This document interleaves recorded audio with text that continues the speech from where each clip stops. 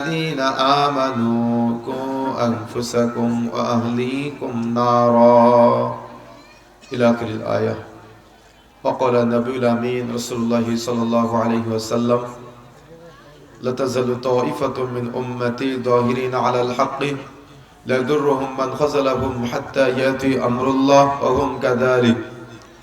قال رسول الله صلى الله عليه وسلم: الحياء لا يأتي إلا بخير. قال رسول الله صلى الله عليه وسلم: يا معشر الشباب من استطاع منكم.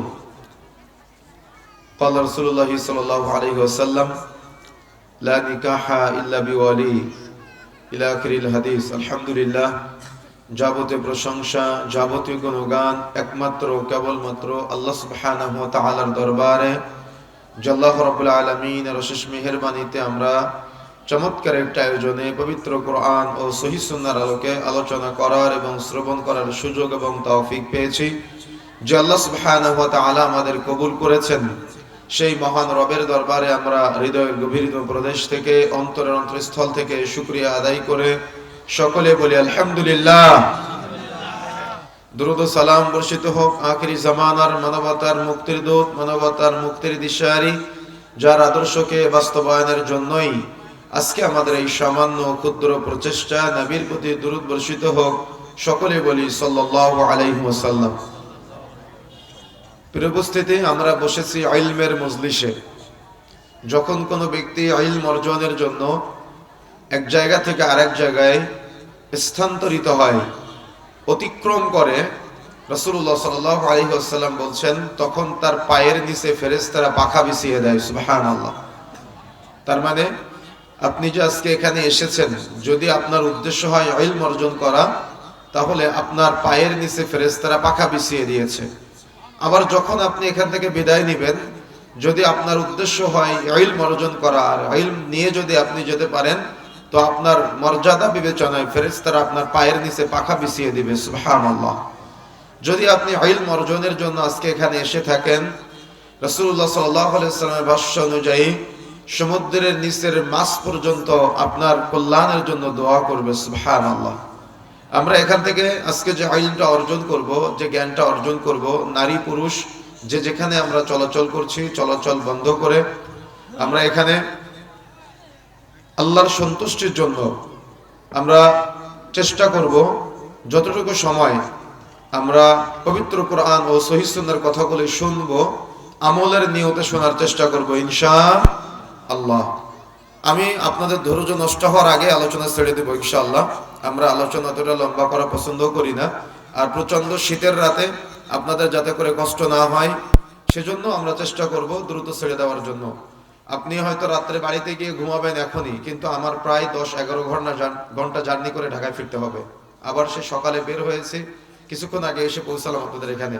তো আপনাদের থেকে কষ্ট আমাদের বেশি। আপনাদের 1 ঘন্টা বক্তব্য শুনতে গিয়ে কত হিমশিম, বাদাম খাওয়া লাগে, প্রসাব পায়খানা করা লাগে, চা বিস্কিট খাওয়া লাগে, কত চিন্তা, কত ফিকির। কোরআন হাদিসের জ্ঞান অর্জন করতে গেলে শয়তান তো উস্কানি দিবেই, কিন্তু শয়তানের উস্কানিতে সাড়া না দিয়ে আসুন, এই কষ্ট করে যারা আয়োজন করেছে, কষ্ট করে যে আলোচকরা এসেছে, ধৈর্য ধারণ করে কথা শুনেছেন, এখন হলো শেষ ক্লাস। শেষ ক্লাসে মানুষের একটা আনন্দ থাকে যে ছুটির ঘন্টা বাজলে বাড়িতে চলে যায়, তাই না? তো এই শেষ মুহূর্তে আমরা চলে যাব, আমরা একটা দোয়া পড়ে যাব যাওয়ার পূর্বে, যে দোয়াটা পাঠ করলে আমাদের যে সাগীরা গুনাহ আছে, সাগীরা গুনাহগুলো আমরা এখানে রেখে যেতে পারবো ইনশাআল্লাহ। তো এই সাগীরা গুনাহ রেখে যাওয়ার জন্য শেষের, অর্থাৎ বৈঠক শেষের দোয়া পাঠ করার আগ পর্যন্ত আমরা যারা আছি থাকতে পারবো ইনশাআল্লাহ। পারবো ইনশাআল্লাহ। চেষ্টা করতে হবে। আমরা আপনাদের ধৈর্য নষ্ট হওয়ার আগেই ছেড়ে দেওয়ার চেষ্টা করবো ইনশাআল্লাহ। প্রিয় উপস্থিতি, ইসলাম নারীদেরকে যে মূল্যায়ন করেছে, পৃথিবীতে অন্য কোন ধর্ম নারীদেরকে সে মূল্যায়ন করেনি। ইসলাম নারীদেরকে যে মর্যাদা দিয়েছে, পৃথিবীর অন্য কোন ধর্ম নারীদেরকে সেই মর্যাদা দিতে পারেনি। ইসলাম নারীদেরকে মা হিসেবে যে সম্মান দিয়েছে, বোন হিসেবে যে সম্মান দিয়েছে, স্ত্রী হিসেবে যে সম্মান দিয়েছে, পৃথিবীর অন্য কোন ধর্ম মা হিসেবে, বোন হিসেবে, স্ত্রী হিসেবে বা একজন নারী হিসেবে নারীদেরকে সে সম্মান দিতে পারেনি। কিন্তু দুঃখজনক সত্য যে আমাদের মা বোনেরা তারা ইসলামের স্বাধীনতাকে পরাধীনতা মনে করেছে। মাছ যেমন পানির মধ্যে সে প্রশান্তি পায়, কিসের মধ্যে প্রশান্তি পায়? পানির মধ্যে প্রশান্তি পায়। ইসলাম নারীদেরকে পর্দার মধ্যে অনুরূপ প্রশান্তি দিয়েছে, সুবহানাল্লাহ। কিন্তু আমাদের মা এবং বোনেরা ইসলামের দেওয়া বিধান বর্জন করে দুনিয়ার মোহে মোহচ্ছন্ন হয়ে দুনিয়ার এই চেহারার সৌন্দর্য মানুষের দেখানোর জন্য, বাহ্যিক ভালোবাসা পাওয়ার জন্য আল্লাহ সুবহানাহু ওয়া তাআলার বিধানকে উপেক্ষা করে এই দুনিয়ার মায়ায় মত্ত হয়ে আল্লাহ সুবহানাহু ওয়া তাআলার বিরোধিতায় আজকে লিপ্ত হয়েছে। কেন? তারা দুনিয়া দুনিয়া দুনিয়া করতে করতে আখেরাতকে ভুলে গিয়েছে আজকে। এজন্য আপনারা যারা বোনদের অভিভাবক আছেন, স্ত্রীর স্বামী আছেন, যারা আপনারা মায়ের সন্তান আছেন, আপনাদেরকে উদ্দেশ্য করেও কথা থাকবে এবং পর্দার অন্তরালে আমাদের যে বোনেরা আছেন আপনাদের উদ্দেশ্য করেও কথা থাকবে। চলাচল বন্ধ করে রাস্তাঘাটে যে যেখানে আছেন সেখানে অবস্থান করে ইসলাম নারীকে কি মর্যাদা দিয়েছে, নারী সেই মর্যাদা কিভাবে পাবে এবং অন্য ধর্মে নারীদের মর্যাদা কেমন ছিল, খুবই সংক্ষিপ্ত সময় আমি উপস্থাপন করার চেষ্টা করব। ইসলাম এবং অন্য ধর্মে নারীদের মর্যাদা সম্পর্কে আপনাদেরকে একটা ধারণা দেওয়ার চেষ্টা করব অত্যন্ত সংক্ষিপ্ত সময়ে। আর আমাদের বোনেরা তারা সেই মর্যাদা কেন পাচ্ছে না, মর্যাদা পাওয়া থেকে কেন বিরত হচ্ছে, বা মর্যাদা তারা সমাজে কেন প্রতিষ্ঠা করতে পারতেছে না, এই সার্বিক বিষয়ে শিক্ষণীয় কিছু কথা আপনাদের মাঝে উপস্থাপন করার চেষ্টা করব ইনশাআল্লাহ। ওয়া মা তাওফীকি ইল্লা বিল্লাহ। প্রথমে আপনাদের সাথে আমার কয়েকটি কথা। ইসলাম এবং অন্য ধর্ম, হিন্দু ধর্ম, খ্রিস্টান ধর্ম, বৌদ্ধ ধর্ম, এরকম যত ধর্ম পৃথিবীতে এসেছে, এই ধর্মগুলোর আলোকে ইসলামের সাথে যদি আপনি একটু মিলান তাহলে দেখা যাবে হিন্দু ধর্মে একসময় ছিল সতীদাহ প্রথা। শুনেছেন আপনারা? সতীদাহ প্রথার নাম শুনেছেন? স্বামী মারা গেলে স্ত্রীকে স্বামীর একই চিতায় জ্বালিয়ে দেওয়া হতো। এখনো হিন্দুস্তানে বিভিন্ন জায়গায় এই প্রথা চালু আছে, তবে আধুনিকতার ছোঁয়াত আলহামদুলিল্লাহ বিভিন্ন ভাবে মুসলিমদের বিরোধিতা এবং হিন্দুদের বিভিন্ন ভাইদের মাঝে জ্ঞান অর্জনের বিভিন্ন প্রবণতা আজকে অন্তত সতীদাহ প্রথা সমাজ থেকে উঠেছে আলহামদুলিল্লাহ। তাহলে হিন্দু ধর্মে নারীদেরকে সতীদাহ প্রথার মাধ্যমে তাদেরকে অপমানিত করত। এমনকি এখনো পর্যন্ত হিন্দু ধর্মে যেদিন একটা মেয়ের বিবাহ হয়ে যায়, ওই বিবাহের পরে ওই নারী তার বাবার বাড়িতে গিয়ে কোনো কিছু আবদার করতে পারে না, কোনো কিছু দাবি করতে পারে না। যেদিন বিবাহ হয়ে যায় ওই দিন যা কিছু আছে, খাট পালঙ্গ, টাকা পয়সা, জমি জায়গা, গাড়ি বাড়ি, যা কিছু আছে বিবাহের দিন দিয়ে দেয়। আমাদের সমাজে মুসলিমদের মাঝে যে যৌতুকের প্রথা আছে না, এই যৌতুকের প্রথা কোথা থেকে এসেছে জানেন? হিন্দুদের থেকে আমদানি করা। কিন্তু আমাদের মুসলিম ভাইয়ারা এটা বুঝে নাই যে যৌতুক হারাম, ইসলামে এটা নিষিদ্ধ করা হয়েছে। এটা মূলত অমুসলিমদের থেকে আমদানি করা, যে তারা বিবাহের দিন যা কিছু আছে সব একবারে দিয়ে দেয়। বিবাহের দিন যা দিয়ে দিবে, বিবাহের পরে ওই মেয়েটা বাবার বাড়ি এসে কোনো আবদার করতে পারবে না। হিন্দু ধর্মের এই নীতি এখনো পর্যন্ত হিন্দু ধর্মে কিছু প্রথা প্রচলিত আছে, যে স্বামী মারা গেলে স্ত্রীকে ওই স্বামীর যে বাড়িতে অবস্থান করত, যে ঘরে অবস্থান করত, ওই বাড়িতে এবং ওই ঘরে ওই মেয়েকে থাকতে দেওয়া হয় না। এবং হিন্দুদের পাশাপাশি আমাদের সমাজের মুসলিমদের মাঝেও দেখা যাচ্ছে ওই সাদা কাপড় পরে ঘুরে বেড়ানোর প্রবণতা কিন্তু দেখা যায়। কেন? দিনের জ্ঞান না থাকার কারণে। কিন্তু ইসলাম ধর্মে এমন কোনো বিধি নিষেধ নাই, কিন্তু হিন্দুর ধর্মে সাদা কাপড় পরে ঘুরে বেড়াতে হবে। এবং এখনো পর্যন্ত কট্টর হিন্দুত্ববাদী যারা আছে তারা স্বামী মারা গেলে ওই মেয়েটা আজীবন বিবাহ না করে থাকবে, এই নীতিতে তারা অটুট। এখন বলেন হিন্দুর ধর্মে নারীদেরকে কেমন স্বাধীনতা দেওয়া হয়েছে। এমনকি আপনারা শুনলে আশ্চর্য হবেন যে তাদের ধর্মে প্রচলিত পদ্ধতি অনুযায়ী ইন্ডিয়াতে বিভিন্ন জায়গায় প্রচলিত আছে, নিজের আপন ভাই এবং বোন তারা যদি জেনায় লিপ্ত হয় তাহলে তারা এটাকে পাপ মনে করে না, তারা এটাকে গুনাহ মনে করে না। তাহলে দেখেন তারা নারীদেরকে কত অবমূল্যায়ন করেছে।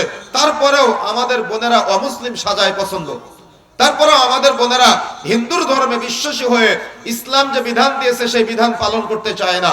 খ্রিস্ট ধর্মের দিকে যদি তাকান, একটা বোন যখন অপবিত্র হয়, মাসের একটা সময় মাসিক হয়, তখন স্বামীরা স্ত্রীদের সাথে অবস্থান করে না, স্ত্রী আরেক ঘরে থাকে, স্বামী আরেক ঘরে থাকে। এখনো পর্যন্ত তাদের মাঝে নারীদেরকে তারা সমস্ত অপকর্মের মূল হিসেবে প্রচার করে। ইহুদি ধর্মে নারীদেরকে তারা সকল পাপের প্রধান হিসেবে ঘোষণা দিয়েছে অলরেডি। তাহলে দেখেন পৃথিবীতে এরকম যত ধর্ম আছে সকল ধর্মে নারীদেরকে নানাভাবে অপমানিত, নানাভাবে অবমূল্যায়ন করা হয়েছে। এমনকি আপনাদের জানা থাকার কথা, রাসূলুল্লাহ সাল্লাল্লাহু আলাইহি ওয়াসাল্লাম যখন মক্কায় এসেছিলেন, রাসূলুল্লাহ অর্থাৎ ইসলাম আসার পূর্ব মুহূর্তে, যখন ইসলাম আসে নাই ওই মুহূর্তের সময়টাকে বলা হতো জাহিলিয়াতের যুগ। এই জাহিলিয়াতের যুগে যদি কোনো বাবা জানতে পারতো যে তার কন্যা সন্তান হয়েছে, তাহলে বাবা লজ্জায় মানুষের সামনে মুখ দেখাতে পারতো না, বাবা মানুষের কাছে প্রচার করতো না। এমনকি জাহিলিয়াতের যুগে বাবা তার সন্তানকে কুয়ায় ফেলে হত্যা করত, নদীতে ফেলে দিয়ে হত্যা করত, এই মরুভূমির মধ্যে বালি চাপা দিয়ে বাচ্চাকে মেরে ফেলতো, শুনেছেন না আপনারা? অর্থাৎ জাহিলিয়াতের যুগেও নারীদের কোনো সম্মান ছিল না, নারীদের কোনো মর্যাদা ছিল না, নারীদের কোনো ইজ্জত ছিল না, নারীদের কোনো গায়রত ছিল না, নারীদের কোনো ব্যক্তিত্ব ছিল না। নারীদেরকে যে যেভাবে পেরেছে সে সেভাবে ব্যবহার করেছে এবং এটাকেই তারা তাদের ধর্ম মনে করে দিয়েছে। কথা বুঝতে পেরেছেন? এটা হলো তাদের চিন্তা চেতনা ছিল, এটা হলো তাদের ধ্যান ধারণা ছিল, আর এটা হলো তাদের ভাবনা ছিল এবং এটাই তারা বাস্তবায়ন করেছে।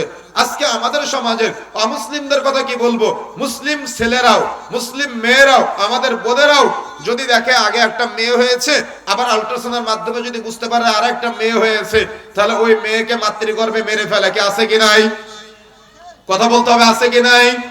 যদি দেখে আগে ছেলে হয়েছে, মাতৃগর্ভে আল্ট্রাসাউন্ডের মাধ্যমে দেখতে পেল আবার ছেলে, ওই ছেলেটাকে মাতৃগর্ভে মেরে ফেলে। তাদের চিন্তা কি? রিজিকের চিন্তায় বাচ্চা নষ্ট করেছে। তাদের চিন্তা কি? আগে ছেলে ছিল আবার ছেলে, আগে মেয়ে ছিল আবার মেয়ে। রাসূলুল্লাহ সাল্লাল্লাহু আলাইহি ওয়াসাল্লাম বলছেন, এই যে বাচ্চাকে আপনি হত্যা করলেন, গোটা পৃথিবীর মানুষকে হত্যা করলে যত পাপ হয় এই পাপ আপনার আমলনামায় আসবে। অনেকেই বুঝেছেন তিনটা মেয়ে হয়েছে, আল্ট্রাসাউন্ডের মাধ্যমে আবার মেয়ে, আপনি মেয়েটাকে মাতৃগর্ভে হত্যা করে ফেলেছেন, শুধু অপরাধ তার মেয়ে হওয়া। তার মানে আপনি মুসলিম হয়ে একটা নারীর অবমূল্যায়ন করলেন, মুসলিম হয়ে আপনি মাতৃগর্ভে বাচ্চাকে নষ্ট করে ফেললেন। ইসলাম এটা বরদাস্ত করবে না। এই যে বাচ্চাকে আপনি নষ্ট করলেন, কিয়ামতের মাঠে ওই বাচ্চা আপনার সামনে দাঁড়াবে আর বাচ্চা অভিযোগ করবে আর বলবে, আব্বু আমার কি এমন অপরাধ ছিল যে অপরাধের কারণে তুমি আমাকে হত্যা করেছিলে?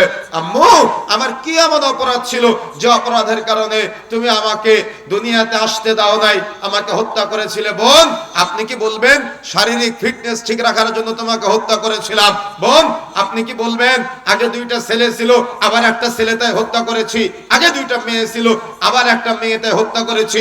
ভাই আপনি কি বলবেন যে রিজিকের চিন্তায় হত্যা করেছিলাম? সেদিন জবাব দেওয়ার মতো কোন জবাব কি আপনার কাছে আছে? যদি জবাব না থাকে তাহলে জাহিলিয়াতের যুগের সে প্রথা পুনরাবৃত্তি করবেন না, অর্থাৎ মাতৃগর্ভে সন্তান নষ্ট করবেন না। গোটা পৃথিবীর মানুষকে হত্যা করলে যত পাপ হয়, সন্তান হত্যা করলে আপনার আমলনামায় সেই পাপ আসবে। সুতরাং সন্তান হত্যা করা থেকে বিরত থাকতে হবে। এদেশের মাটিতে যত ডায়াগনস্টিক সেন্টার আছে, এদেশের মাটিতে যত হসপিটাল আর ডাক্তার আছে, এরা সন্তান নষ্ট করার কাজে যত সহযোগিতা করে, এই সহযোগিতা করার কারণে এদেরকেও এই পাপের জিম্মাদার নেওয়া লাগবে। কেন? মানুষ হত্যার কাজে সহযোগিতা করেছে সেই জন্য। সুতরাং যারা ডায়াগনস্টিক সেন্টারের মালিক আছেন, হসপিটালের মালিক আছেন, সন্তান হত্যার কাজে যদি সহযোগিতা করেন, অবশ্যই অবশ্যই জবাব দেওয়া লাগবে। কিয়ামতের মাঠে আপনাকে জিজ্ঞাসিত হতে হবে। সুতরাং সতর্ক হতে হবে, সাবধান হতে হবে। দুনিয়াবি চিন্তায় চিন্তিত হয়ে, দুনিয়ার মোহে মোহচ্ছন্ন হয়ে আল্লাহকে ভুলে গিয়ে আপনি সন্তান হত্যা করবেন, জাহিলিয়াতের যুগের আমদানি করবেন, এটা ইসলাম বরদাস্ত করে না, এটা ইসলাম অনুমোদন দেয় না, এটা ইসলাম সাপোর্ট করে না। এই জন্য কথা প্রসঙ্গে কথাটা বলে রাখলাম, সতর্ক হতে হবে, সাবধান হতে হবে।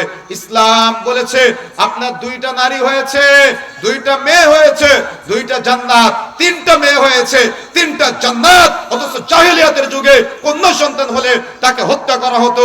যেদিন ইসলামের সুমহান বাণী প্রচারিত হয়েছে সেদিন সকলের হৃদয়ে প্রশান্তি ফিরে এসেছে, আলহামদুলিল্লাহ।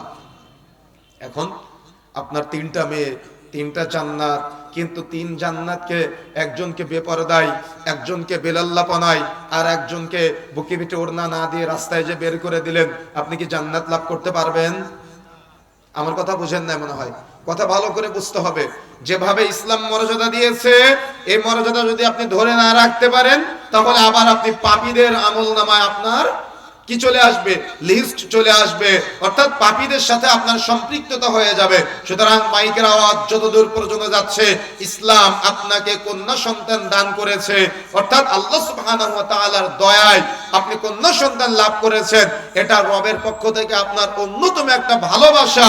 এই ভালোবাসা আপনাকে ওই কন্যা সন্তানকে দিনদার, পরহেজগার, তাকওয়াশীল হিসেবে গড়ে তুলে যদি উত্তম জায়গায় পাত্রস্থ করতে পারেন, তাহলে আপনি এই যে জান্নাতের বর্ণনা সুসংবাদ দেওয়া হয়েছে, তাহলে আপনি ফজিলত পাবেন। কথা কি বুঝতে পেরেছেন? আপনার দুইটা সন্তান, ভেবে নিয়েছেন দুইটা জান্নাত। আপনার তিনটা সন্তান, কন্যা সন্তান, ভেবে নিয়েছেন তিনটা জান্নাত। না, তখনই আপনি জান্নাত পাবেন যখন আপনি ওই সন্তানকে নেককার, পরহেজগার, তাকওয়াশীল হিসেবে গড়ে একটা সন্তানের জন্য, ছেলের জন্য উপযুক্ত দিনদার, পরহেজগার স্ত্রী হিসেবে তার কাছে পাঠাতে পারবেন। তার মানে দিনদার, পরহেজগার, তাকওয়াশীল হিসেবে তাকে বিবেচনা করে, তৈরি করে উত্তম জায়গায় পাত্রস্থ করতে পারেন, তাহলে আপনি ওই ফজিলতের অংশীদার হবেন। কথা কি বুঝতে পেরেছেন? সুতরাং শুধু জন্ম দিতে পারলেই আপনি যে ফজিলত পাবেন এমনটা না, তাকে উত্তম হিসেবে আপনাকে গড়ে তুলতে হবে, আর এই দায়িত্ব আপনার। কেন? রাসূলুল্লাহ সাল্লাল্লাহু আলাইহি ওয়াসাল্লাম বলেছেন, সালাসাতুন কদ হারামাল্লাহু আলাইহিমুল জান্নাহ, তিন শ্রেণীর ব্যক্তির উপরে জান্নাত হারাম। তার মধ্যে 3 নম্বরটা হচ্ছে দাইয়ুস। দাইয়ুস কে? তখন রাসূলুল্লাহ সাল্লাল্লাহু আলাইহি ওয়াসাল্লাম বললেন, আল্লাযী কুরফিয়া আলাইহিল খাবাস, যে তার পরিবারে পর্দা চালু রাখে না, তার উপরে জান্নাত হারাম। রাসূলুল্লাহ সাল্লাল্লাহু আলাইহি ওয়াসাল্লাম এই কথা বলেছেন। এজন্য প্রত্যেক পুরুষ অভিভাবকের উচিত তার পরিবারের সদস্যদেরকে নিয়ে ভাবা, তার পরিবারের সদস্যদেরকে নিয়ে চিন্তা করা, তার অধীনস্থ নারী সদস্যদেরকে নিয়ে চিন্তা করা। যদি আপনি চিন্তা না করেন, তাহলে কিন্তু আপনার পরিবার ধ্বংস হয়ে যাবে। কথা কি বুঝতে পেরেছেন? তাহলে কি করতে হবে? চিন্তা করতে হবে, ভাবতে হবে, গবেষণা করতে হবে যে আপনার সন্তানকে আপনি আদর্শিত করতে পারলেন কি, আদর্শিত করতে পারলেন না, এটা আপনাকে বিবেচনা করতে হবে। যদি আপনি না করেন, ক্ষতি কি? যদি আপনি বাবা হিসেবে দায়িত্ব অবহেলা করেন, তাহলে ক্ষতি কি? প্রথমে একটা নীতিমালা মনে রাখবেন, ইসলামী শরীয়তে ছেলেদের কয় বছর বয়সে নামাজের শিক্ষা দিতে হয়? অর্থাৎ শিশুদের, ছেলে মেয়ে উভয়ের জন্য কয় বছর বয়সে নামাজের শিক্ষা দিতে হয়? মুরু আওলাদাকুম বিসসালাতি ওহুম আবনাউ সাবঈ সিনিন, 7 বছর থেকে 10 বছর পর্যন্ত আপনি কি করবেন? সালাতের প্রশিক্ষণ দিবেন। 10 বছর বয়সে সালাত আদায় না করলে প্রয়োজনে পিটিয়ে সালাত আদায় করাতে হবে। উলামায়ে কেরাম এই হাদিসকে নিয়ে গবেষণা করেছেন, 7 বছর বয়সের কথা আল্লাহ রাসূল কেন বলেছেন? এই জন্য বলেছেন, এমনকি আপনি যদি উইকিপিডিয়া সার্চ করেন তাহলে দেখতে পাবেন বর্তমান বিজ্ঞানীরা এটা নিয়ে গবেষণা করেছে। আল্লাহ রাসূলের 7 বছরের বর্ণনা নিয়ে 7 বছর বয়সের কথা আল্লাহ রাসূল কেন বলেছেন, গবেষণা করে দেখা যাচ্ছে একটা শিশুর বয়স যখন 7 বছর থাকে, তখন তার মাথার ভিতরে 1 লক্ষ বিলিয়ন সেল থাকে, যে সেলগুলা সচল থাকে। 7 থেকে 10, 10 থেকে 12, 12 থেকে 18, 18 থেকে 20, যত তার বয়স বাড়তে থাকে এই সেলগুলা নিষ্ক্রিয় হয়ে যায়, এই সেলগুলা মরে যায়। আপনি আর যাই ঢোকান না কেন, আপনি ঢোকাতে পারবেন না। সুতরাং এই বয়সে আপনি যে শিক্ষাটা দিবেন, ওই সন্তানটা এই শিক্ষাটা নিয়ে ও আজীবন সে চলমান থাকবে, ও আজীবন এটা স্মরণে রাখতে পারবে। এজন্য উলামায়ে কেরাম চমৎকার ঐক্যবদ্ধ মাসালা দিয়েছেন। এটা 7 বছর বয়সে যেমন সালাতের প্রশিক্ষণ দিতে হবে, 7 বছর বয়সে নারীদের তেমন পর্দার প্রশিক্ষণ দিতে হবে। এমনকি যদি কোনো মেয়ের 7 বছর বয়স হওয়ার আগে শরীরের গ্রোথ পরিবর্তন হয়, তাহলে ওই নারীকে, ওই শিশুকে 7 বছর বয়সের আগেই পর্দায় অভ্যস্ত করতে হবে। যদি আপনি না করেন, ক্ষতি কি? লজ্জা শিখবে না। কি শিখবে না? আল হায়াউ লা ইয়াতি ইল্লা বিখাইর, যেখানে লজ্জা নাই সেখানে কল্যাণ নাই, যেখানে লজ্জা আছে সেখানে কল্যাণ আছে। লজ্জাশীলতা কল্যাণ ছাড়া কিছুই অনায়ন করে না। অর্থাৎ লজ্জার শিক্ষা দিলেন তো কল্যাণ, লজ্জার শিক্ষা দিলেন না তো অকল্যাণ। কেন? মেয়েটাকে আপনি ছোট্ট শিশু অবস্থায় পর্দার শিক্ষা দিলেন না, ও লজ্জা পেল না, ও অভিভাবককে লজ্জা পায় না, ও বড়দের লজ্জা পায় না, ও মুরব্বীদের লজ্জা পায় না। ও যত বড় হবে তত ও কাউকে লজ্জা পাবে না। কেন? ও লজ্জার শিক্ষা ছোটবেলা থেকে পায় নাই, সেজন্য। আরাবিয়ান একজন শেখের ঘটনা সংক্ষেপে বলছি, মনে রাখবেন। তার বাড়িতে আমরা একদিন গিয়েছিলাম, তো শেখ, তার ছোট একটা বাচ্চা আছে, উনি ওই পর্দার আড়াল থেকে উকি দিচ্ছে। বাচ্চাটা, শিশুটা 5-7 বছর বয়স হবে, বাচ্চাটা উকি দিচ্ছে পর্দার আড়াল থেকে। তো আমাদের সাথে আর একজন শায়েখ ছিলেন। আমাদের বাঙালিদের একটা স্বভাব কি, বাচ্চা দেখলে ডাকা। তো উনি শিশুটাকে ডাক দিছে। ডাক দেওয়ার পরে ডাক দিয়ে বাচ্চাটা কাছে আসছে, বাচ্চাকে কোলে নিয়ে বসছে। তো যার বাসায় আমরা মেহমান হিসেবে গিয়েছি উনি বিষয়টা ভালোভাবে নেয়নি। উনি একটু রাগ হয়ে বাচ্চাটাকে ভাইয়ের কাছ থেকে নিয়ে ঘরের ভিতরে নিয়ে চলে গেলেন। এবং পরে ব্যাখ্যায় যেটা বুঝতে পারলাম যে এই ছোট্ট বাল্য অবস্থা থেকে তারা নন মাহরাম কারোর সাথে মিশবে, কারোর কোলে উঠবে, কেউ তাকে চুম্বন করবে, কেউ তাকে আদর করবে, এটা তারা পছন্দ করে না। আর আপনার সন্তানকে কি করেন?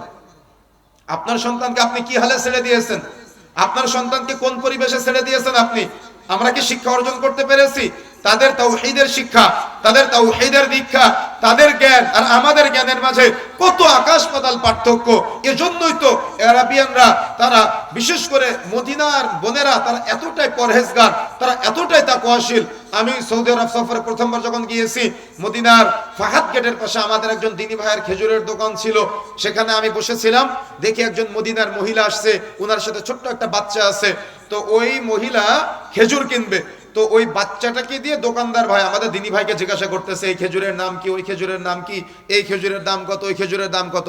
উনি দোকানদার ভাইয়ের সাথে কথা বলে না, আস্তে আস্তে ওই বাচ্চাদের সাথে বলে, আর বাচ্চাটা জিজ্ঞাসা করে আমাদের দোকানদার ভাইয়ের কাছে। আমি বিষয়গুলো দেখলাম। তো উনি যখন ক্রয় করে চলে গেলেন, যাওয়ার পরে আমি আমাদের দিনী ভাইকে জিজ্ঞাসা করলাম যে ভাইজান, ওই মহিলা যে আপনার সাথে কথা বললো না, আসলে কি আপনারা বাহিরে থেকে এসেছেন, আপনারা স্থানীয়, তাই কি অহংকার করে কথা বললো না, না বিষয়টা কিসে, কি ঘটনা, কি কথা কেন বললো না? তখন উনি বলতেছে, আব্দুল্লাহ ভাই, বিষয়টা তা না, বিষয়টা হলো মদিনার বোনেরা এতটাই পরহেজগার, এতটাই তাকওয়াশীল, ওরা কোনো নন মাহরামের সাথে কথা বলা পছন্দ করে না, কোনো দোকানদারের সাথে কথা বলা পছন্দ করে না। কেন পছন্দ করে না? পর্দার বরখেলা ভাবে তাই। আর আপনি এমন কাপুরুষ স্বামী, এমন কাপুরুষ ভাই, যা আপনার বোন, আপনার স্ত্রী, তারা যেদিন চাঁদ রাত, তার মানে ঈদের আগে 4-5 দিনের রাত থাকে, ওই দিন পুরুষদের যাওয়ার দরকার হয় না, তারা একা একা মার্কেটে যায় আর দোকানদারের সাথে ভাইয়া ভাইয়া করতে করতে দরদাম করে। কি আপনি অস্বীকার করতে পারবেন? কেন এমনটা হচ্ছে? দিনের শিক্ষা না দেওয়ার কারণে। আপনার স্ত্রী আর তাদের মাঝে কত পার্থক্য, আপনার বোন আর তাদের মাঝে কত পার্থক্য, আপনার পরিবারের মহিলা সদস্য আর তাদের মাঝে কত পার্থক্য। কেন? তারা দিনের শিক্ষা দিয়েছে, দিনের চর্চা করেছে, শরীয়তের জ্ঞান দিয়েছে, যার কারণে ছোট্ট বাল্য অবস্থা থেকে তারা পর্দার শিক্ষা দিয়েছে। কিন্তু আপনি নির্লজ্জ বাবা, আপনার মেয়েটা ক্লাস 8-এ পড়ে, কিন্তু তাকে আপনি পর্দা করান না, বোরখা পরান না। ক্লাস 10-এ পড়ে এসএসসি পরীক্ষা দিয়েছে, আপনি বলতেছেন মেয়েটা তো ছোট, এখনই পর্দা করার দরকার নাই। অথচ খালাতো ভাইয়ের সাথে প্রেম করে, মামাতো ভাইয়ের সাথে প্রেমে লিপ্ত হয়, পাড়ার ছেলেদের সাথে প্রেম প্রীতিতে লিপ্ত হয়, সে পার্কে গিয়ে নগ্নভাবে চলাচল করে। বাবা হিসেবে কুলাঙ্গার বাবা, যা আপনি আপনার সন্তানকে পর্দার শিক্ষা দিতে পারেন নাই, আপনার মেয়েটাকে আদর্শ শিক্ষা দিতে পারেন নাই, লজ্জার শিক্ষা দিতে পারেন নাই, পর্দার শিক্ষা দিতে পারেন নাই, এই ব্যর্থতার দায় কিয়ামতের মাঠে আপনার নেওয়া লাগবে। কথা বুঝেন নাই? কথা কি বুঝতে পেরেছেন? ফ্রি মিক্সিং এর সুযোগ কে দিয়েছে? আপনি করে দিয়েছেন। আচ্ছা, আপনাদের কাছে একটা প্রশ্ন করি, বলেন তো, নারীর সৌন্দর্য কার জন্য? হ্যাঁ বলেন, কার জন্য? যারা স্বামীর জন্য বলেছেন 50 মার্ক পেয়েছেন 100 মার্কের ভিতরে। একটা শব্দ যুক্ত করলে 100 মার্ক পাবেন। যুক্ত করতে পারবেন একটা শব্দ? হ্যাঁ, সৌন্দর্য কেন বাবার জন্য হবে? নারীর সৌন্দর্য কখনো বাবার জন্য না। নারীর সৌন্দর্য স্বামীর জন্য বলেছেন, ঠিক আছে, তবে একটা শব্দ যুক্ত করলে 100 মার্ক পাবেন। কেউ বলতে পারবেন একটা শব্দ কি? শুধুমাত্র। কি শব্দ বলেন তো? শুধুমাত্র মানে খাস করা হলো। ইসলামী শরীয়তের দুইটা বিষয়, একটা হলো খাস আর একটা হলো আম। যখন আপনি শুধুমাত্র খাস স্বামীর জন্য করে দিবেন, তখন ওই সৌন্দর্য বাহিরের কেউ আর দেখতে পারে না। তার মানে নারীর সৌন্দর্য শুধুমাত্র তার স্বামীর জন্য, পৃথিবীর আর কোনো ব্যক্তির জন্য না, পৃথিবীর আর কোনো পুরুষের জন্য না। এই জন্য এই সৌন্দর্য অক্ষরে অক্ষরে যদি একটা নারী পালন করতে চায়, সে যদি পালনে অভ্যস্ত হতে চায়, তাহলে বাবাকে সহযোগিতা করতে হবে। কিভাবে? একটা মেয়ে ছোট্ট বাল্য অবস্থায় 7-8 বছর বয়স, শরীরের গ্রোথ পরিবর্তন হয়েছে, বাবার উচিত মেয়েটাকে লজ্জার শিক্ষা দেওয়া, যাতে করে ও বাবার সামনে আসলেও যাতে করে মাথার কাপড়টা টেনে দেয়। কিন্তু আমাদের সমাজের বাবারা এই দাওয়াত না দেওয়ার কারণে ফলাফল কি হয়েছে জানেন? ফলাফল হলো জিরো। কেমনে ফলাফল জিরো? মেয়ে বাবার সামনে গেঞ্জি গায়ে ঘুরে। কেন? মেয়ের সৌন্দর্য কি বাবার জন্য? মেয়ে বাবার সামনে চুল খোলা রেখে ঘুরে। কেন? বাবা কি মেয়ের মাথার চুল দেখতে পারে? মেয়ে বাবার সামনে ওড়না না নিয়ে চলাচল করে। মেয়ে বাবার সামনে জিন্সের প্যান্ট পরে চলাচল করে। মেয়ে বাবার সামনে বেপরদায় চলাচল করে। বোন ভাইয়ের সামনে বেপরদায় চলাচল করে। কেন? ভাই কি বোনের সৌন্দর্য উপভোগ করতে পারে? কোশ্চেন কালো পারে না। কিন্তু কেন প্রতিষ্ঠা হচ্ছে? আমাদের অভিভাবকরা এই ব্যাপারে গুরুত্ব দেয় না, তাই গুরুত্ব দেয় না, কেউ গুরুত্ব দেয় না। আজকে বলে যাচ্ছে, সকালে ভুলে যাবে এগুলা। আজকে বলে যাচ্ছি, ও মূল্যায়ন করতে পারবে না। কেন মূল্যায়ন করতে পারে না? তার এ ব্যাপারে ওই যে জান্নাতের আকাঙ্ক্ষা নাই, ওই যে সে পবিত্র পুত এবং পবিত্র হতে চায় না, সেজন্য আজকে সমস্যা। তাহলে আমাদের কিসের জ্ঞান অর্জন করতে হবে? কোরআন ও সহিহ সুন্নাহর জ্ঞান অর্জন করতে হবে। আপনারা তো উত্তর দিলেন যে শুধুমাত্র স্বামীর জন্য। এখন বলেন তো, নারীর চেহারা, হাতের কবজি আর পায়ের পাতা, এগুলা কয়জন দেখতে পারে? কয়জন?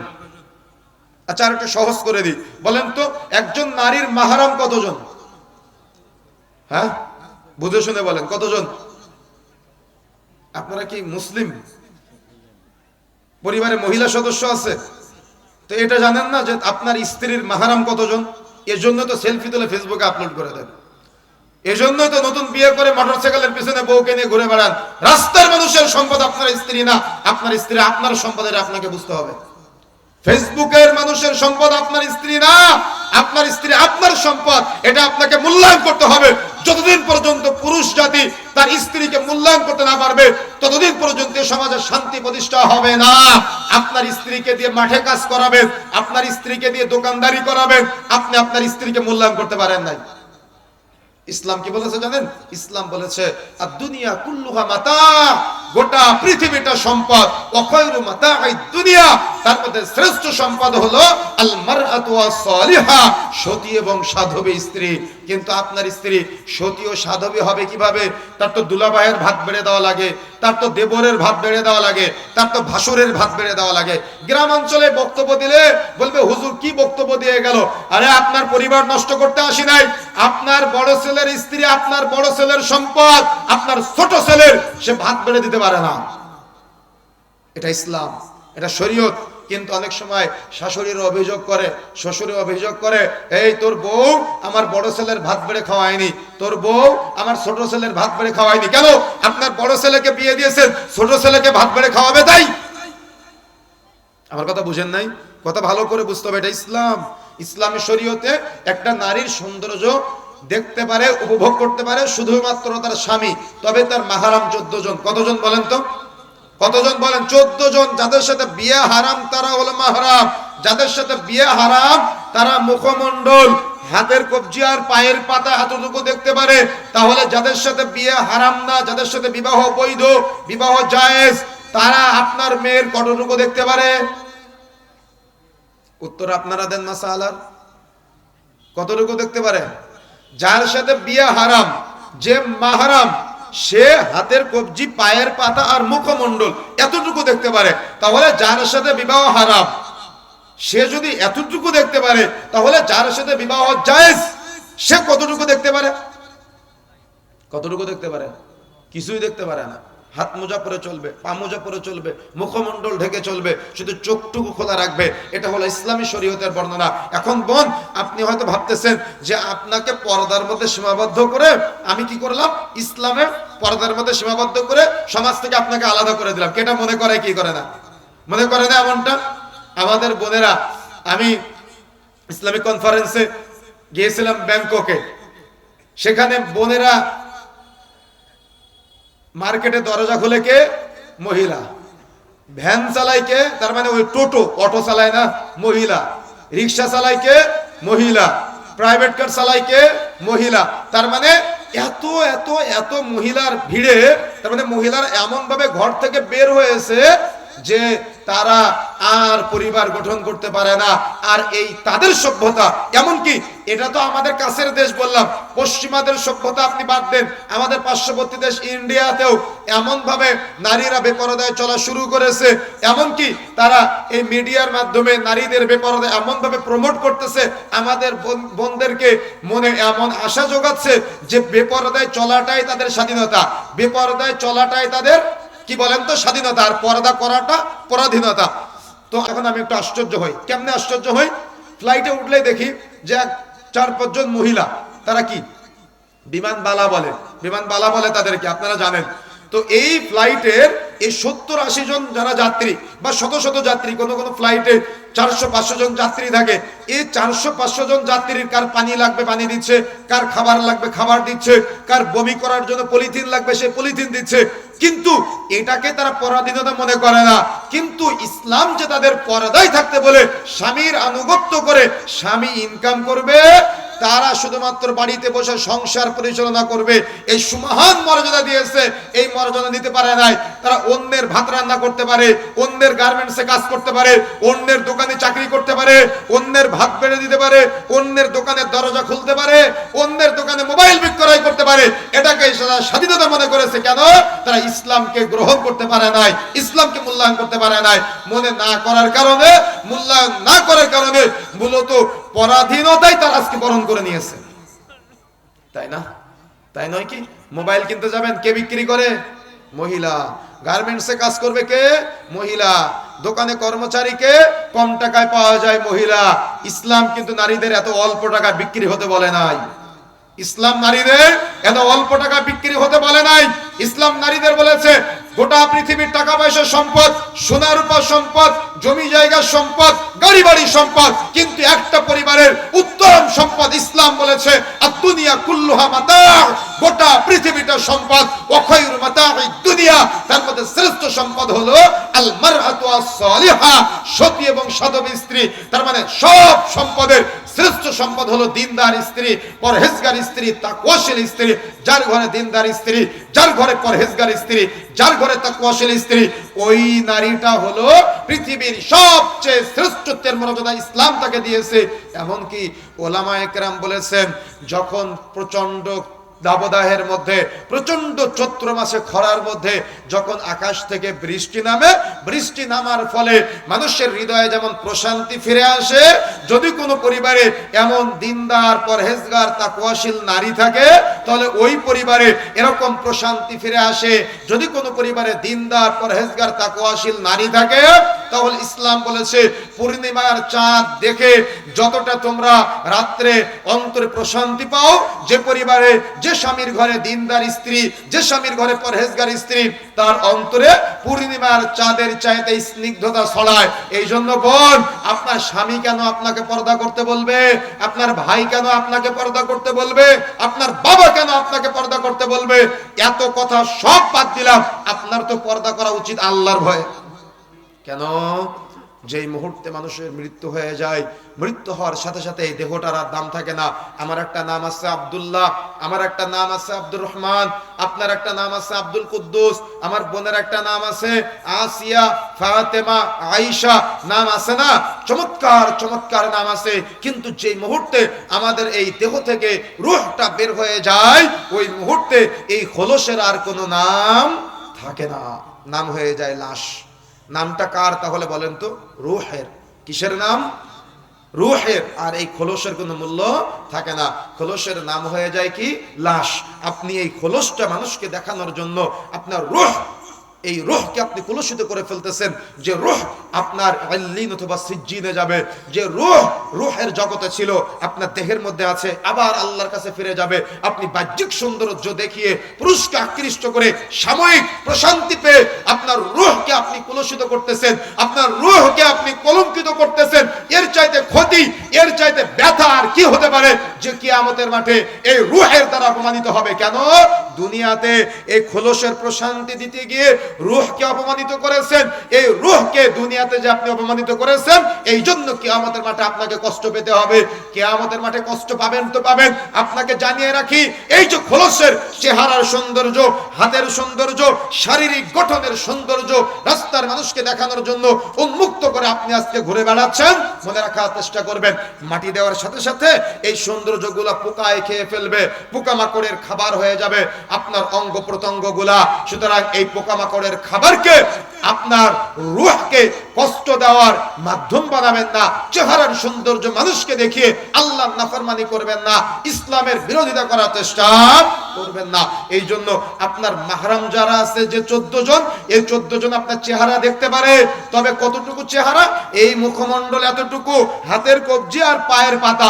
যারা আপনার মাহরাম আছে তারা এতটুকু দেখতে পারে, যারা নন মাহরাম আছে তারা কিছুই দেখতে পারে না। সুতরাং মাইকের আওয়াজ যতদূর যাচ্ছে, হরিপুরের মাটিতে আজকে কথা বলে যেতে চাই, প্রত্যেক বোনকে আগামীকাল সকাল হতে হতে এই খোলসটা ঢাকার চেষ্টা করতে হবে, রূহকে শান্তি দেওয়ার চেষ্টা করতে হবে, হৃদয়ের প্রশান্তি নেওয়ার চেষ্টা করতে হবে। কেন?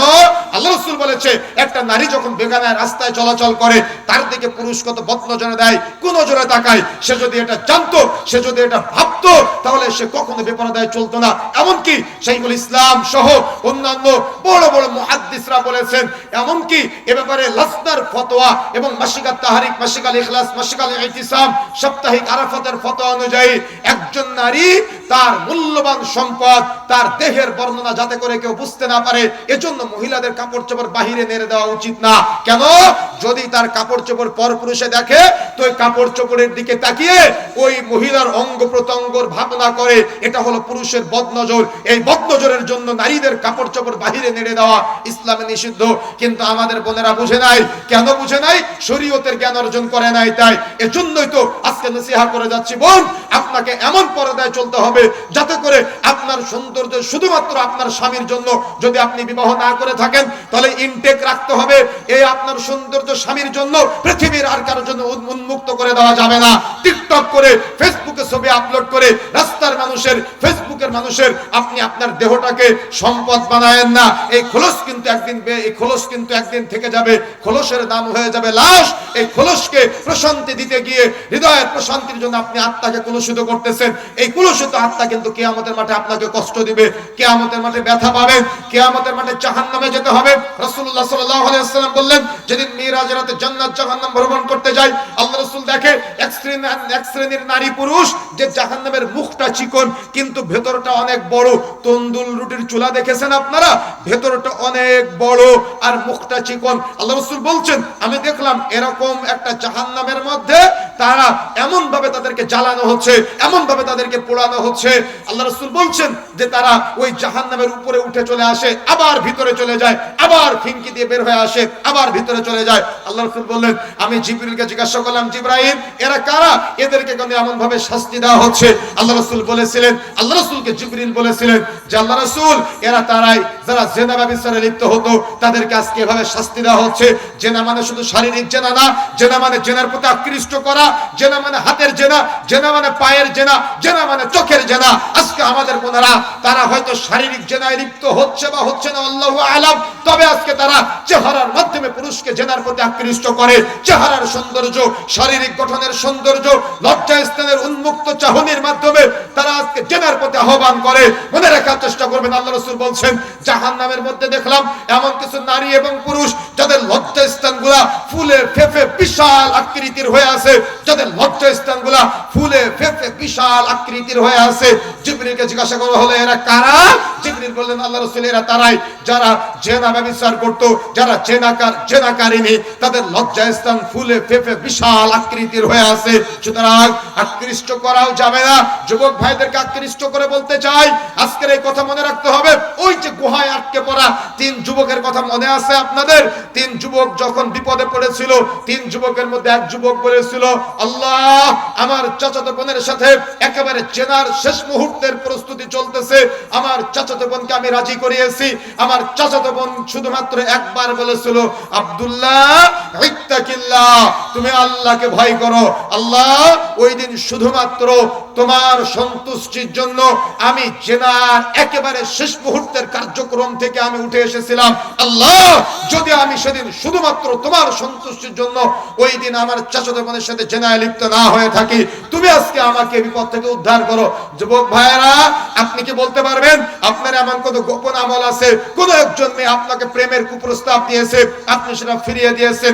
কেউ একজন আপনাকে কুপ্রস্তাব দিয়েছে, আপনি ফিরিয়ে দিয়েছেন? বোন, আপনি কি বলতে পারবেন কোন একটা ছেলে আপনাকে কুপ্রস্তাব দিয়েছে, আপনি সেটা ফিরিয়ে দিয়েছেন? না, বরং আজকে আমাদের সমাজের মানুষের মাঝে, যুবক যুবতীদের মাঝে দিনের জ্ঞান না থাকার কারণে, শরীয়তের জ্ঞান না থাকার কারণে জেনা ব্যভিচার বেড়ে যাচ্ছে। কে কাকে আকৃষ্ট করে বুঝে না, কে কার আহ্বান আকৃষ্ট হয় সে বুঝে না।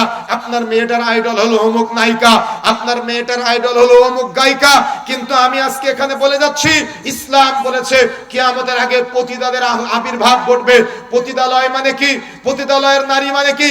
তারা শুধু শারীরিক জেনায় লিপ্ত হবে না, মানুষকে জেনায় আকৃষ্ট করবে, জেনার প্রতি প্রমোট করবে। এদেশের মাটিতে যত নায়িকা নামে প্রচলিত মেয়েরা আছে, যারা আপনার মেয়েকে আকৃষ্ট করে জেনার পথে, এরা সবাই পতিতালয়ের নারী।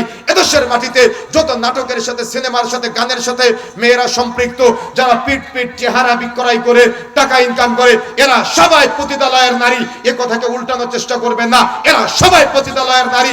আর আপনার মেয়েটা ওই পতিতালয়ের সিরিয়াল লেখার হাত দিয়ে, আপনার স্ত্রী ওই পতিতালয়ের চেহারা যারা দেখিয়ে টাকা ইনকাম করে, শরীর দেখিয়ে টাকা ইনকাম করে, তাদেরকে আইডল মনে করে, তাদের মতো করে জামা কাপড় বানায়। এমনকি এখন তাদের মতো করে দেখে বোরখা উঠেছে, এক পা বাড়ালে এক রং, আরেক পা বাড়ালে আর এক রং। তার মানে বোরখা এখন পর্দার কারণ না, বোরখা এখন পর্দা, তার মানে পর্দার জন্য ব্যবহার করে না। এখন বোরখাই হয়েছে নতুন আকর্ষণ সৃষ্টির একটা মাধ্যম। এমন বোরখা বের হয়েছে না? বোরখা যদি হয় আকর্ষণ সৃষ্টির মাধ্যম, ওই বোরখা পরার দরকার নেই। বোরখা যদি হয় আকর্ষণ সৃষ্টির মাধ্যম, ওই বোরখা পরলে বরং আপনি আরো বেশি গুনাহগার হবেন। সুতরাং সতর্ক হতে হবে, সাবধান হতে হবে। বোন, ইসলাম আপনাকে যে সুমহান মর্যাদা দিয়েছে, এই সুমহান মর্যাদাটাকে আপনাকে অক্ষুণ্ণ রাখতে হবে দ্বীনের জ্ঞান অর্জনের মাধ্যমে, শরীয়তের জ্ঞান অর্জনের মাধ্যমে, ইসলামের জ্ঞান অর্জনের মাধ্যমে। আর এই জ্ঞানটা আপনি পাবেন কোথায়? পবিত্র কোরআন ও সহিহ সুন্নাহর মধ্যে। কোথায় পাবেন? সেই চর্চাটা করতে হবে। কিন্তু বোন, আপনি তো এই চর্চা করেন না। আপনার হয়তো কষ্ট লাগতেছে আমার কথাগুলো শুনতে, কিন্তু আপনি বলেন তো, আপনি আপনার মেয়েটাকে সাথে নিয়ে আপনি সিনেমা দেখেছেন? দেখেন নাই? কথা বলেন, দেখেন নাই? আপনি আপনার মেয়েটাকে সাথে নিয়ে গান শুনেছেন, আপনি আপনার মেয়েটাকে সাথে নিয়ে বেপরদায় রাস্তাঘাটে গিয়েছেন, কিন্তু আপনি একটু বুক ফুলিয়ে বলেন তো যে আপনি আপনার মেয়েটাকে সাথে নিয়ে কোনোদিন সিরাত রাসূলের চর্চা করেছেন? নবীদের জীবনী চর্চা করেছেন? ভাই, আমি দেখেছি আপনি আপনার ছেলেকে সিগারেট ধরিয়ে দিয়েছেন, আর আপনার ছেলে আপনার সিগারেট ধরিয়ে দেয়। ভাই, আমি দেখেছি আপনি আপনার ছেলের দাড়ি কেটে দিয়েছেন, আর আপনার ছেলে আপনার দাড়ি কেটে দেয়। কোনোদিন তো দেখলাম না সিরাত রাসূলের চর্চা করতে, কোনোদিন তো দেখলাম না কোরআন মাজিদ বাবা ছেলে একসাথে পড়তে, কোনোদিন তো দেখলাম না মা মেয়ে একসাথে রাসূলের জীবনী চর্চা করতেছেন, কোনোদিন তো দেখলাম না মা মেয়ে একসাথে বসে আয়েশা রাদিয়াল্লাহু তাআলা আনহার জীবনী চর্চা করতেছেন, কোনোদিন তো দেখলাম না দুনিয়াতে জান্নাতের সুসংবাদ প্রাপ্ত মহিলা কে বলেন তো, ফিরাউনের স্ত্রী আসিয়া, তার জীবনী চর্চা করতেছেন। কোনোদিন তো দেখলাম না আপনি ফাতিমা রাদিয়াল্লাহু তাআলা আনহার জীবনী চর্চা করতেছেন, এটা তো কোনোদিন দেখলাম না। কোনোদিন তো দেখলাম না খাদিজা রাদিয়াল্লাহু তাআলা আনহার জীবনী চর্চা করতে। কেন? আপনার মেয়েটা জীবনী চর্চা করে কার? নায়িকার। আপনার মেয়েটা জীবনী চর্চা করে কার? গায়িকার।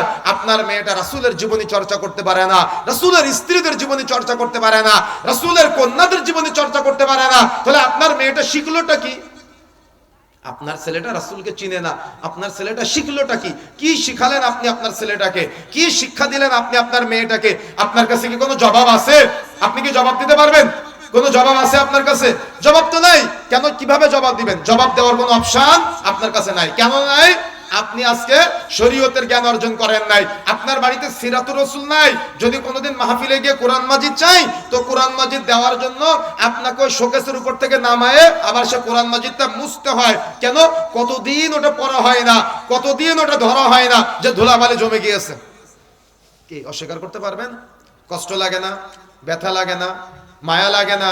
ভালোবাসা জন্ম হয় না ইসলামের প্রতি, রাসূলের প্রতি? আজকে কত চমৎকার আব্দুল আউয়াল ভাই একটা প্রথম যে মেয়েটার নাম ঘোষণা করলো, মেয়েটার বাবা নাই। কি নাই? মেয়েটার বাবা নাই। তার ভরণ পোষণ, তার পড়াশোনা, এরা কি হিফজ করছে?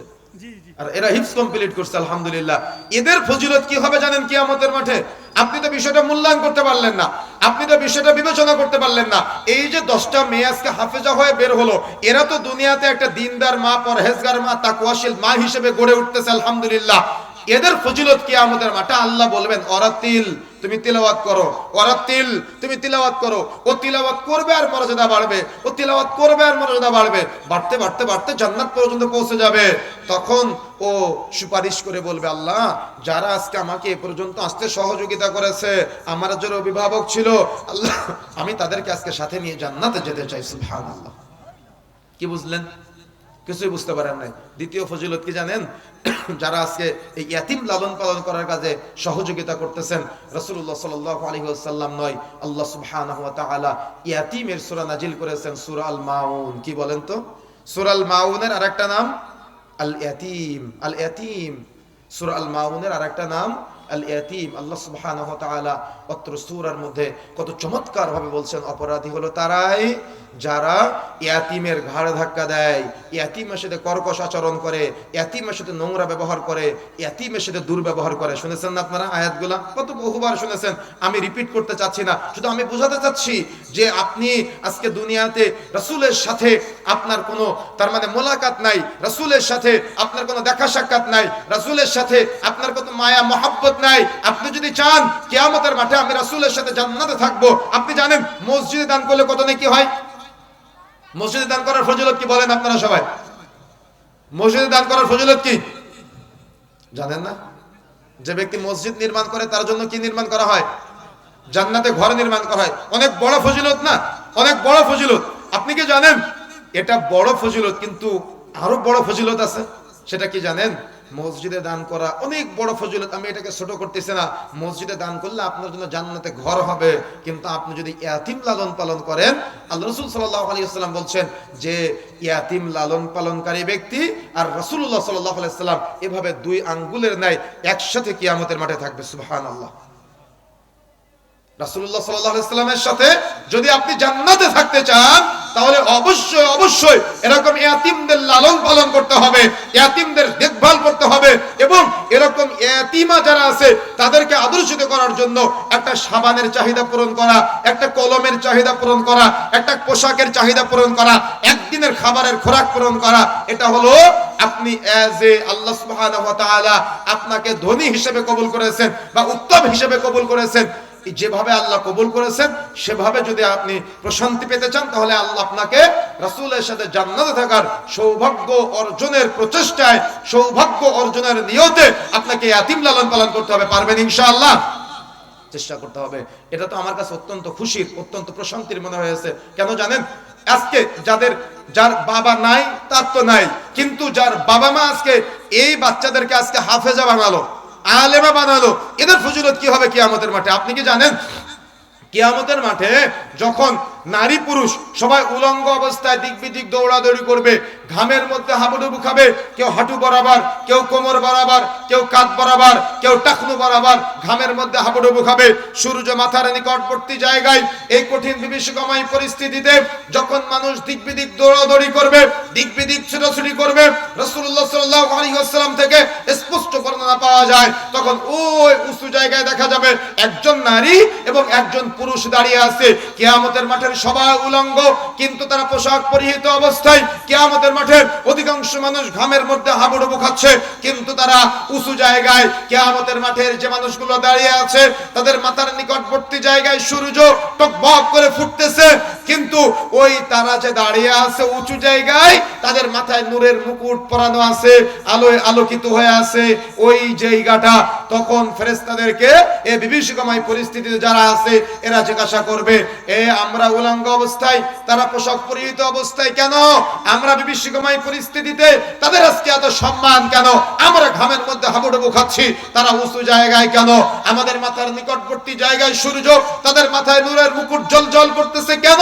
তখন ফেরেশতারা বলবে, এরা হলো হাফেজে কোরআনের পিতা ও মাতা। সুবহানাল্লাহ। কিসের মর্যাদায়? কিসের মর্যাদায়? কোরআনের মর্যাদায়। কিসের মর্যাদায়? কোরআন মাজিদের মর্যাদায়, কোরআনের সম্মানে তাদের অভিভাবককে আজকে সম্মানিত করা হলো। তাহলে আজকে এই হাফেজাদের বাবা মা যারা আছেন দুনিয়াতেই রাসূলুল্লাহ সাল্লাল্লাহু আলাইহি ওয়াসাল্লাম সার্টিফিকেট দিয়ে দিয়েছেন, যদি ঈমানদার হালাতে আপনারা থাকেন তাহলে কিয়ামতের দিনের এই আকাঙ্ক্ষা করবেন যে আমি উঁচু জায়গায় থাকবো, সবাই উলঙ্গ কিন্তু আমি পোশাক পরিহিত অবস্থায় থাকবো, আমার মাথায় নূরের মুকুট জ্বলজ্বল করবে, কিয়ামতের মাঠের সবাই দেখে বুঝতে পারবে এরা হলো হাফেজে কোরআনের অভিভাবক, এরা হলো হাফেজে কোরআনের পিতা ও মাতা। সুবহানাল্লাহ। আপনার সন্তানকে আপনি কোন পথে পরিচালিত করবেন এই সিদ্ধান্ত আপনার, আপনার সন্তানকে কোন রাস্তা দেখাবেন এই সিদ্ধান্ত আপনার। সুতরাং বোন, আপনার কাছে হয়তো পর্দাটা অনেক কষ্টের মনে হতে পারে, কিন্তু এটা আপনার সম্ভ্রম, এটা আপনার মর্যাদা, এটা আপনার গায়রত, এটা আপনার ব্যক্তিত্ব, এটা আপনার গায়রত, এটা আপনার ব্যক্তিত্ব। এই ব্যক্তিত্ব বজায় রেখে চলতে হবে। রাস্তাঘাটে বের হওয়ার সময় মাহরামের সাথে বের হবে, বাপের বাড়িতে যাবে মাহরামকে সাথে নিয়ে বাবার বাড়িতে যাবে, বাড়ির বাইরে যেতে পারে বাড়ির বাইরে যাওয়ার সময় মাহরামকে সাথে নিয়ে যাবে, পুকুরে গোসল করতে যেতে পারে না। আমাদের বোনেরা দিনের জ্ঞান না থাকার কারণে, দিন চর্চা না করার কারণে পুকুরে গোসল করে রাস্তায় ভেজা কাপড় পরে হাঁটতে হাঁটতে বাড়িতে আসে কিনা? কথা বলতে হবে, আসে কিনা? আসে না। এমনটা পুকুরে গোসল করে, নদীতে গোসল করে ওই ভিজা কাপড় পরে হাঁটতে হাঁটতে বাড়িতে চলে আসে। এটা ইসলামে নাজায়েজ করা হয়েছে। আপনি ভিজা কাপড় পরে আপনার বাড়িতে আসবেন পুকুরে গোসল করে, এটা প্রকৃত মুমিন মুসলিমের বৈশিষ্ট্য হতে পারে না। কেন তারা এই বিপরদায়, কেন তারা এই পাপাচারে জড়িত? শরীয়তের জ্ঞান নাই তাই, ইসলামের জ্ঞান নাই তাই। তাহলে ইসলামের জ্ঞান চর্চা করতে হবে, শরীয়তের জ্ঞান চর্চা করতে হবে, যে কার সামনে পর্দা করা যায়, কার সামনে পর্দা না করলেও হবে, কার সামনে কতটুকু আপনি মুখ খোলা রাখতে পারেন, এই চর্চাটা, এই শিক্ষাটা আপনার নিতে হবে। এই শিক্ষাটা নেওয়ার জন্য পবিত্র কোরআন ও সহিহ সুন্নাহর কাছে আসতে হবে। আর এই শিক্ষাটা অর্জন করার জন্য এই চমৎকার আজকে যে দারুল হিকমা মহিলা নুরানিয়া এবং হাফেজিয়া মাদ্রাসা, এরকম যে প্রতিষ্ঠানগুলো আছে, প্রতিষ্ঠানগুলোতে আপনার সন্তানকে আদর্শিত করতে হবে, শিক্ষা দিতে হবে। যদি তা না দেন, কোনো একটা স্কুলে পড়ালেন, সেখানে আপনার মেয়েটা ফ্রি মিক্সিং শিখলো, তখন কোনো একদিন একটা ছেলেকে ধরে নিয়ে এসে বলবে এটা আমার ছেলে বন্ধু, মেয়েটা ছেলেকে ধরে নিয়ে এসে বলবে এটা আমার ছেলে বন্ধু। একদিন দেখবেন ওই ছেলের সাথে ভেগে গিয়েছে, তার মানে পালিয়ে কোর্ট ম্যারেজ করে বিয়ে করে নিয়েছে। কি হচ্ছে না এমনটা আমাদের সমাজে? অহরহ হচ্ছে। এই জন্য দিনের শিক্ষা, শরীয়তের শিক্ষা, এই শিক্ষাটা দেওয়ার জন্য ছোট্ট বাল্য অবস্থা থেকে বাবা মার অগ্রগামী ভূমিকা পালন করতে হবে। যে শিক্ষাটা, যে মর্যাদা ইসলাম নারীদের দিয়েছে, এই মর্যাদাটা নারীদের বুঝতে হবে, নারীদের মূল্যায়ন করতে হবে। তাহলে আমাদের বোনেরা দিনদার, পরহেজগার, তাকওয়াশীল হিসেবে গড়ে উঠতে পারবে ইনশাআল্লাহ। আমাদের চেষ্টা করতে হবে, পারবো ইনশাআল্লাহ, পারবো ইনশাআল্লাহ, চেষ্টা করতে হবে। আজকে সংক্ষিপ্ত সময়ে যে কথাগুলো বলেছি, আমি মূলত আপনাদের বোঝাতে চেয়েছি যে আমাদের বোনদেরও দিন শিক্ষার দরকার আছে। কেন? একটা মা যদি দিনদার হয়, ওই মাতৃগর্ভ থেকে যে সন্তানগুলো আসবে তারা দিনদার হবে। আর মা যদি দিনদার না হয়, তাহলে ওই গর্ভ থেকে যে সন্তানগুলো আসবে তারা বেদিন হয়ে যাবে এবং কিয়ামতের মাঠে তারা আফসোস করবে যে আমি এই মায়ের কারণে আমার জাহান্নাম হচ্ছে আজকে, আমার এই বাবার কারণে আমার জাহান্নাম হচ্ছে আজকে। এই জন্য সন্তানের আফসোসের কারণ হবেন না, সন্তানের আফসোসের কারণ হবেন না, সন্তানের আফসোসের কারণ হবেন না। সন্তান যাতে করে কিয়ামতের মাঠে আপনার জাহান্নামের জন্য সুপারিশ না করে সেদিকে আপনাকে খেয়াল রাখতে হবে। সন্তান যাতে করে আপনার জান্নাতের সুপারিশ করে, এজন্য আপনার প্রচেষ্টা থাকতে হবে। আর এই প্রচেষ্টার একটা অন্যতম মাধ্যম হলো সন্তানকে দ্বীনের শিক্ষা দেওয়া, আপনার ছেলেটাকে দ্বীনের শিক্ষা দেওয়া, আপনার মেয়েটাকে দ্বীনের শিক্ষা দেওয়া, বুনিয়াদ শিক্ষা দেওয়া, আল্লাহকে চিনানো, রাসূলকে চিনানো, সিরাত রাসূল সম্পর্কে জ্ঞান অর্জন করা, রাসূলের জীবনী সম্পর্কে জানা, সাহাবায়ে কেরামের জীবনী সম্পর্কে জানা। তাহলে সে বিনয়ী হবে, তাহলে সে নম্র হবে, তাহলে সে ভদ্র হবে, তাহলে সে আদর্শিত হবে, তাহলে সে পরহেজগার হবে, সে জান্নাতীদের মতো করে দুনিয়াতে চলাচল করবে। এজন্য আমাদের প্রচেষ্টা থাকবে ইনশাআল্লাহ, প্রচেষ্টা থাকবে ইনশাআল্লাহ, চেষ্টা করতে হবে। আল্লাহ সুবহানাহু ওয়া তাআলা আমাদের প্রচেষ্টাগুলো কবুল করুন, আল্লাহুম্মা আমিন। আজকের আলোচনা আমি আর দীর্ঘ করতে চাচ্ছি না, আমি আলোচনার শেষের একবারে শেষ পর্যায়ে চলে এসেছি। তবে আপনাদের কাছে আমাদের ভাইয়েরা ব্যাগ নিয়ে যাবে অত্র মাদ্রাসার জন্য, আপনারা দান সাদাকা করার চেষ্টা করবেন, যে দান সাদাকাগুলোর মাধ্যমে অত্র প্রতিষ্ঠানের ছেলে ও মেয়েরা তারা পড়াশোনা করতে পারবে, দিনের চর্চা